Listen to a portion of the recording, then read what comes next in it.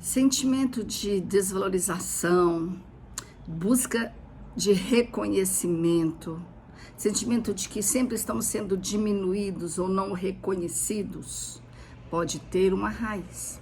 Queria que você refletisse sobre.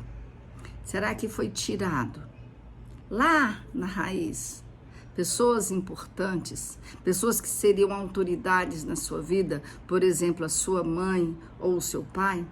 E como é que foi essa exclusão? Essa exclusão pode ter sido porque eles te abandonaram, eles te rejeitaram. E aí, como defesa, você os exclui.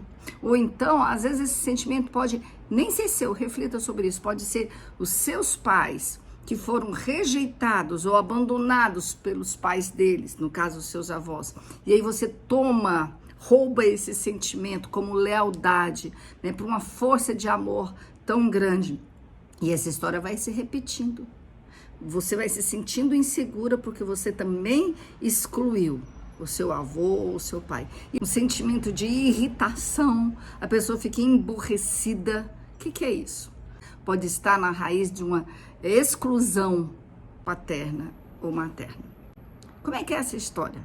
Às vezes na minha família aconteceu isso. O meu avô desvalorizou a minha avó, o meu avô excluiu a minha avó e com isso a minha avó tirou o meu avô da vida dela, porque ela foi rejeitada, então ela tirou. E aí isso vai repetindo de geração em geração.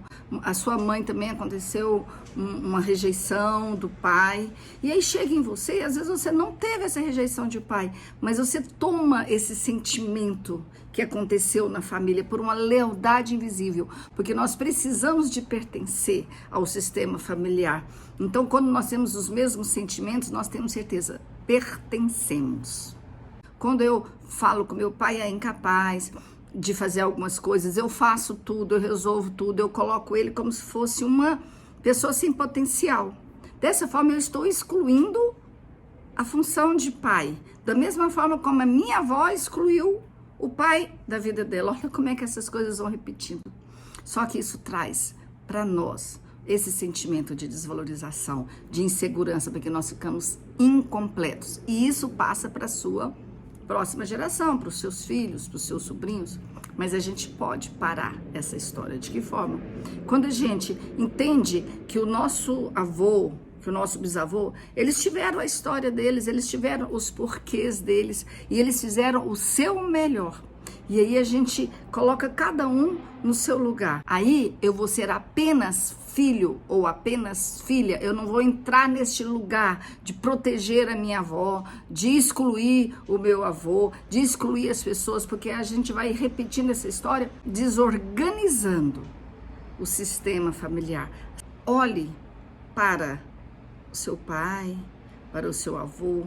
Olhe de forma diferente, sabendo que eles são maiores do que você, que eles vieram antes e que eles têm a história deles. E você não precisa de ficar aborrecida com qualquer coisa. Às vezes a gente aborrece, não sabe nem com o quê.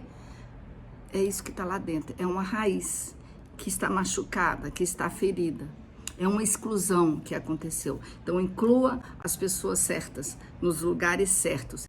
E para resolver isso, olhe para a sua raiz com amor, sabendo que cada um tem a sua história e que você não precisa de repetir essa história. Você dá o lugar para o seu pai, você dá o lugar para o seu avô, para a sua mãe, para a sua avó, dá o lugar para eles. Receba o que eles podem te dar ou o que eles te deram, que seja a vida apenas.